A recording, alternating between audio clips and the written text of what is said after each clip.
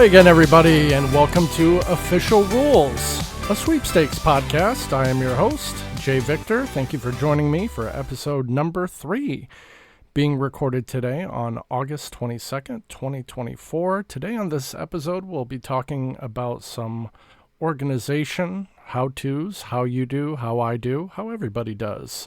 In the meantime, thank you for listening to the podcast. I hope you got a chance to listen to episodes 1 and 2.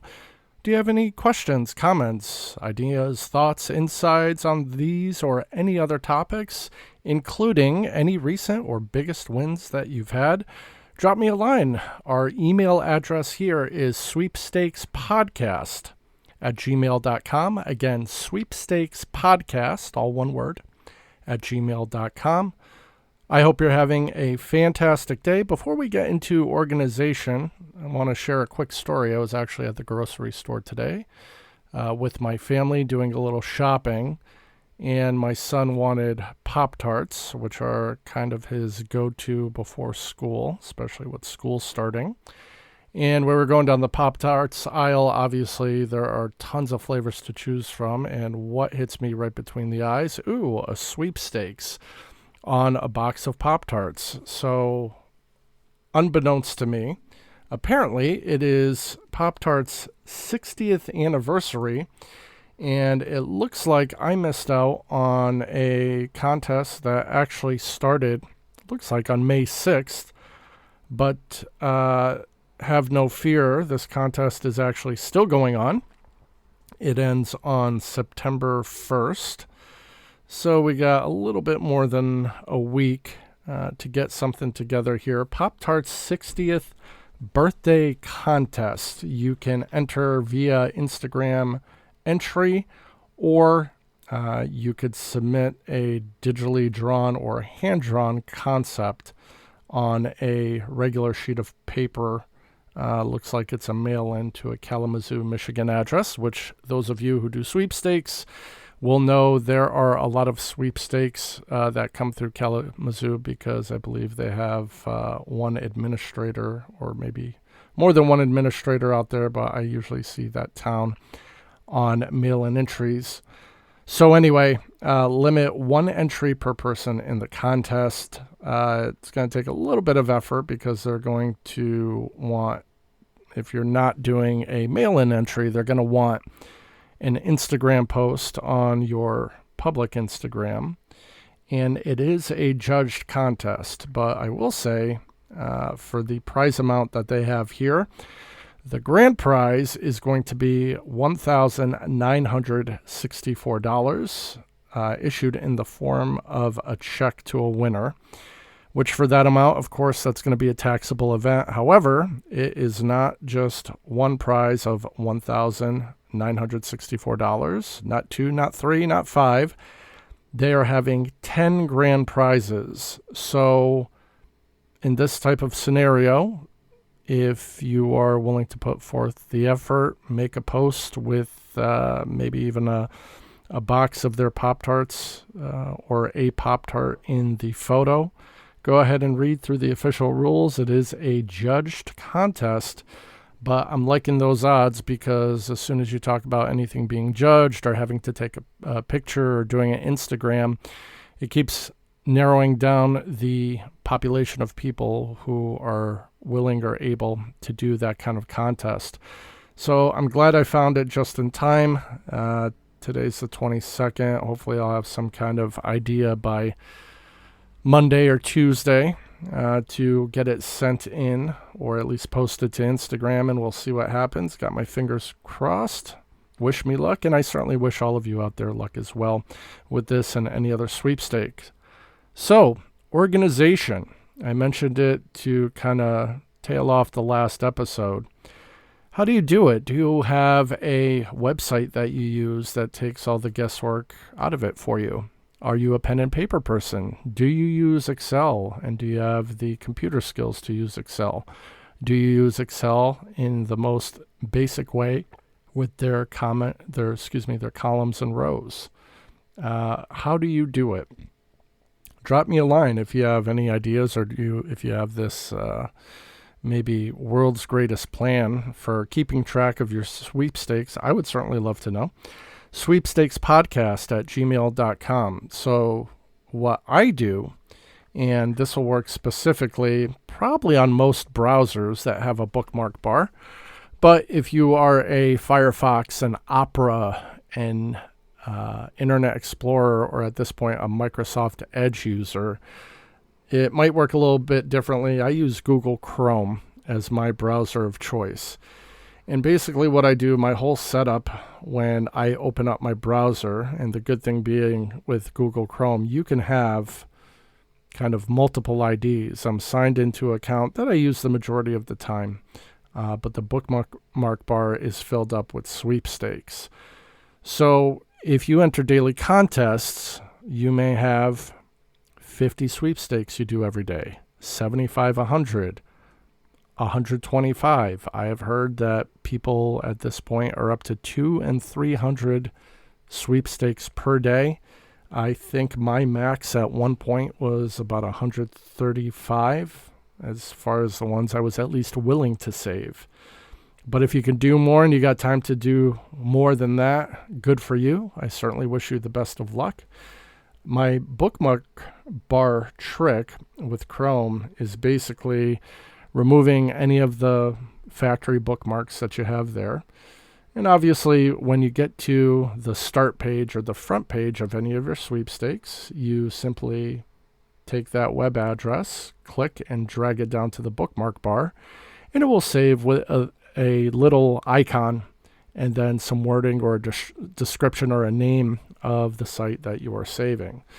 Well, depending on the resolution of your monitor or your screen, set up on your PC, your phone, what have you. I like entering from a desktop.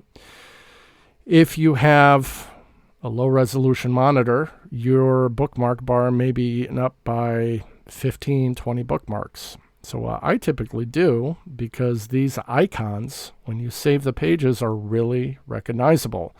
As a matter of fact, I'm looking at a local radio station here. I have two icons back to back for a daily contest that they have. It looks like an interstate sign. Any contest for Top Golf, a very recognizable dark blue icon. The HP2 win contest, I have about 5 or 6 of those going on. Very recognizable as well as your Gleam entries and things like C4 energy drink, your typical Molson, Coors, Miller Lite, Budweiser, Blue Moon, HGTV, you name them. When you save those bookmarks to your bookmark bar, they will typically have a copyrighted icon. So instead of having a bookmark that will have an icon and then give you a name or a description, right-click on that bookmark, do edit, and delete anything that describes the sweepstakes. Now, why would you do that? Well, you're going to be able to, A, recognize the icon in most cases, but B, it will allow you to squeeze in way more sweepstakes and websites together on the front page of your browser. Now, I did check into it. I was trying to see if Chrome had a feature where you can double-decker or triple-decker the bookmarks. The reason I say that is just looking at my page right now, it looks like I have roughly, let's call it 50 bookmarks. They're all icons, except for, in this case, some of the Molson or beer sweepstakes that have a keyword. I will put the keyword as the description of the website, just so I don't forget. One of them is listed as Kirby. So I have Kirby typed in there with all the other websites being blank and just recognizing them by an icon. Once you run out of room in Google Chrome, at the bookmark bar, at the very far right, there will be 2, looks like right-handed arrows pointing to the right and being at the end of your screen. And if you hover, not click, just hover over it, it will say Hidden Bookmarks.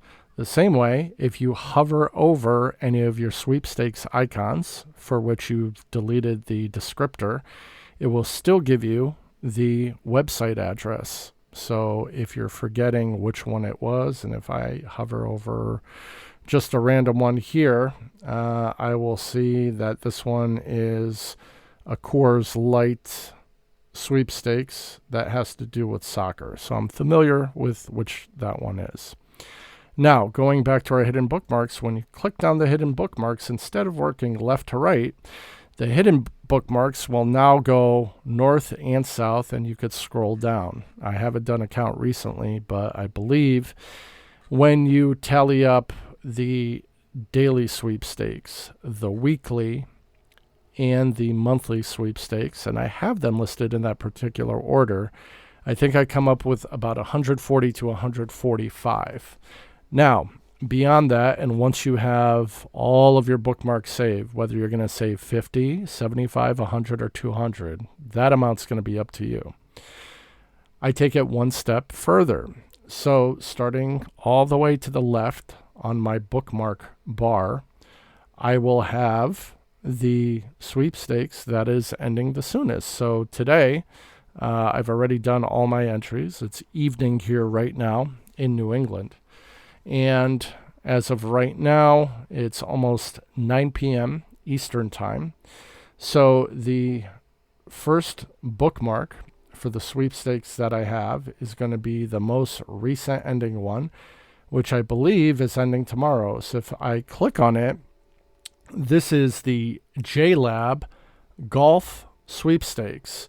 Fairly simple. It's a daily sweepstakes that runs from July 23rd to August 23rd, which is tomorrow. So I have one entry left for this sweepstakes. It's simply first name, last name, and email address with an enter now button. Now, once I do this last sweepstakes entry tomorrow, I will right click on that icon, and then I will left click on delete, and that will delete it. And then I will have in order, when are these sweepstakes ending? So the next one after that, I have the Visit Myrtle Beach, South Carolina Grill and Chill Celebrate Summer Sweepstakes with Reynolds and Hefty. This is to win a mini golf vacation to the beach, which I have family down there, so that would be actually an excellent prize to win, even though I typically don't enter trips. I'm not a big type of travel guy. My family and I like to spend a lot of our time in New England. I do have family overseas, but to be honest, I absolutely hate flying. I think the only place I would fly out to this point is if I won something for my kid, like down in Disney or Orlando, Florida, that type of area. Possibly even Vegas if I got a chance to win and go see a UFC fight. But everything other than that, Hawaii, Germany, any of those places, Cancun, just not the place for me. So lucky you, one less person doing travel sweepstakes. But getting back to the organizational model, so this JLab sweepstakes will be finished tomorrow. The day after tomorrow is going to be the 24th. This Myrtle Beach sweepstakes will end. I will right-click and remove that. The next one after that is a sweepstakes by C4 Energy for an Integra Type S, which I'm assuming a lot of you are doing because it's a very simple kind of enter your email and submit every day type sweepstakes. That one ends on the 27th. So when you are putting these sweepstakes up, it's always, good to know when the ending date is. I never used to have organization like this. I used to just throw up a sweepstakes and leave it in my bookmark bar, and if it ended. I would notice it, and I would delete it from there. However, I've noticed that keeping them in order, and especially coming towards the end of the month, and I don't know if any of you will share this with me, one of my favorite parts of the end of the month is that day on, for instance, August 30th or 31st, maybe even going into September, where you can do just a bulk delete of 10, 15, 20 sweepstakes and not only get them off the table and mention that you don't have to do those daily entries moving forward because the contest is ending. But to have so many contests end, and then the anticipation of waiting to see if you've won, to me, is one of the best parts of this hobby or project or whatever you would like to call it. I absolutely love the thrill of being able to delete 10 to 20 sweepstakes in a day. And specifically for this month, if I had to take an estimate, and I'm just looking at what I think is kind of the end date for one of my sweepstakes, there will be about, as I mentioned, 15 to 20 getting deleted. And between September 1st and September 10th, there's like another 10 or 15. So there's going to be a lot of them ending, a lot of anticipation, and a lot of prizes being rewarded. But in the meantime, I seriously can't forget that Pop-Tart entry that I have to do on Monday. So hopefully I could come up with some kind of good idea to be able to get my name in the hat and win one of those wonderful 10 grand prizes of $1,964 in the Pop-Tarts 60th birthday contest. So once again, just to recap my organizational kind of bookmark bar, I basically go from ending soonest to latest on the dailies. Underneath the dailies or after the dailies, I will typically stack the weekly drawings, and they'll be labeled Monday, Tuesday, Wednesday, Thursday, Friday. I label them by name because once the sweepstakes push out to the hidden bookmark bar, it's basically scrolling down, so you don't need to save space by going that way, and they will always be listed at the end. And then finally, we have the monthlies, which is another great part at the end of the month. I usually wait until we're a day into the end of the month, and right now looks like I have 5 or 6 different monthly contests that are ready to be entered as soon as that month flips over. So I hope those organizational tips help for those of you who are newer to this sweepstakes hobby. And for those of you that either think it's tedious or if you really do think you have a better way, please let me know. I'd love to know, and especially if it were to make my life easier, please drop me a line. Tell me what you think about your own organizing tips or tricks. I would love to hear them, absolutely. And again, we can be reached at sweepstakespodcast@gmail.com. Looks like we've reached almost the 18.5-minute mark. I appreciate you sticking with me, and I look forward to bringing you more wrap-ups, more topics, and another top 5 list towards the end of the week. My name is Jay Victor. I appreciate you guys listening to Official Rules, a sweepstakes podcast. Feel free to reach out to us anytime. We'll be back on soon, and thanks again for listening. Have a wonderful day.